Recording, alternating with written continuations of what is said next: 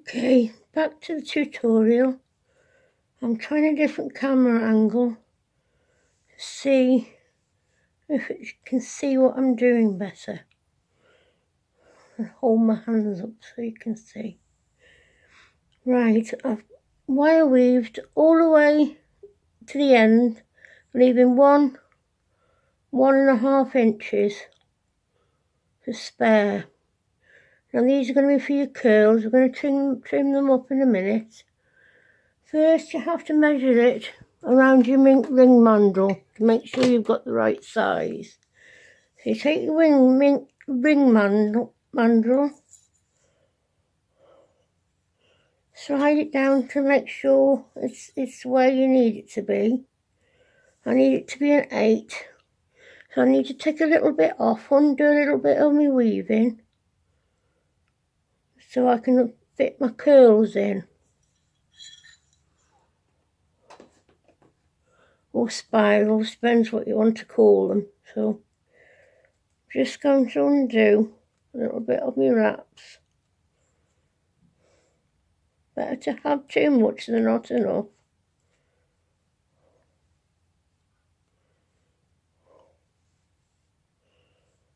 Right, leave about 5 millimeters for your wraps. I'll just trim these ends up in a minute and check it on the ring mandrel again before I cut anything. Best checking as much as possible, then you're absolutely sure before you cut any wires. I don't know if you can see there, but I'm right on the 8 with about 5 millimeters to spare.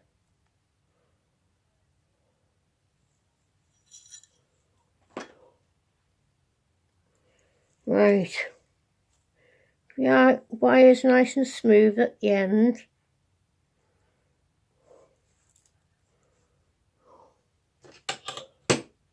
Your wire cutters. Just has to be approximately, it doesn't have to be exactly an inch.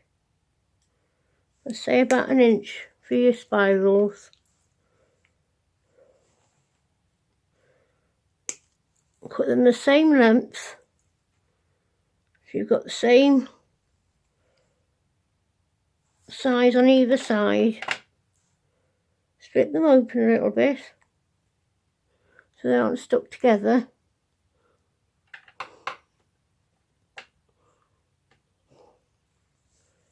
Get your round nose pliers and start these off.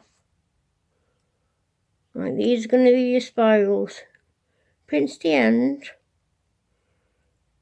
turn, open your pliers and turn again till you get a round,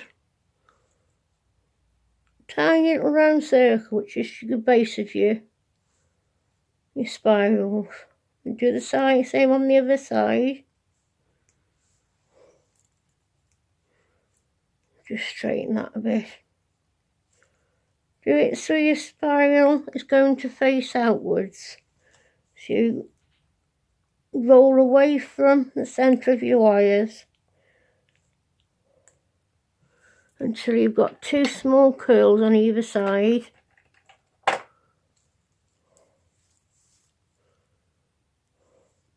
Take one side with your bent nose pliers or straight nose pliers. Turn and gradually curl your spirals.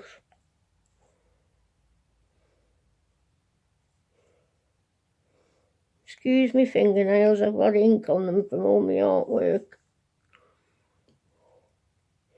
Trying to keep you in camera sight as well so you can see what I'm doing.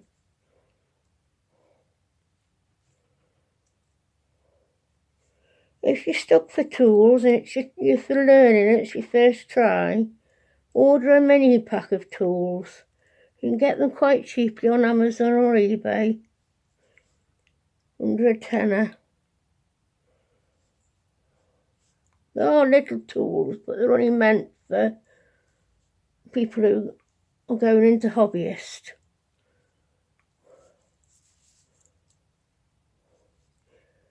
then you can always buy the more expensive tools like the Zuron that I'm using now if you take it up more seriously. And carry on, I'm just curling the other side.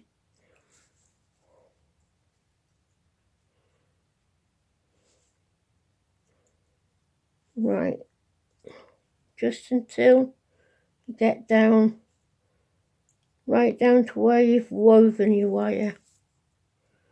You've got 2 curls either side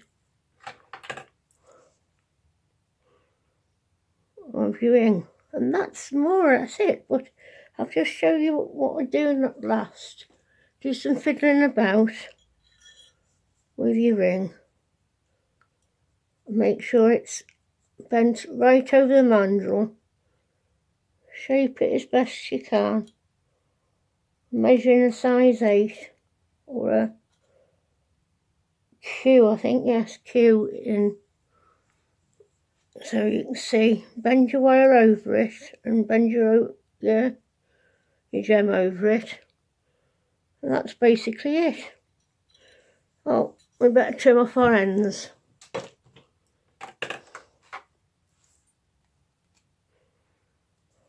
Right.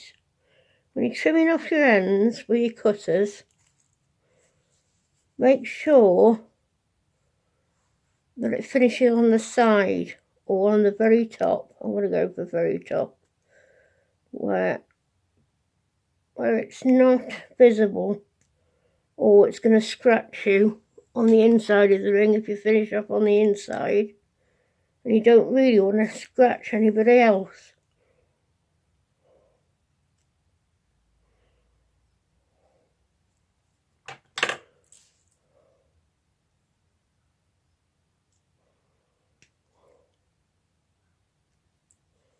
Keep feeling it to make sure it's smooth.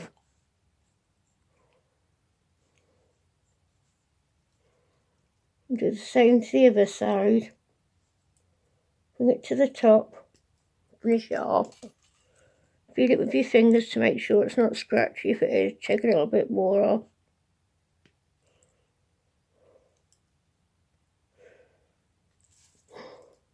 Cutting as near to the wire as you can.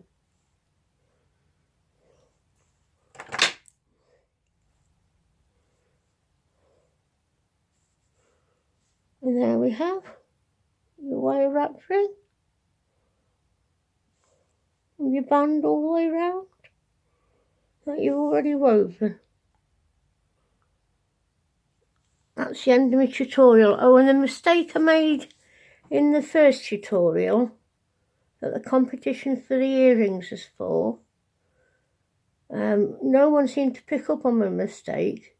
When I was wire wrapping the band, I kept changing the sequence of how you did things, such as basically it was supposed to be one round the top wire, then round both wires, then round the bottom wire.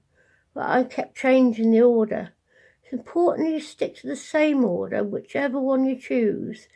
Swapping halfway through can cause an interruption in your smoothness of your pattern. So stick to what you start with and keep the same pattern all the way along. Don't change. Don't think, oh, I've got to do this a different way halfway through, because it just gives you little lumps in the wrong places. Although you can't really see or feel that, but I know it's there. Right, thank you very much. This is Andi signing out.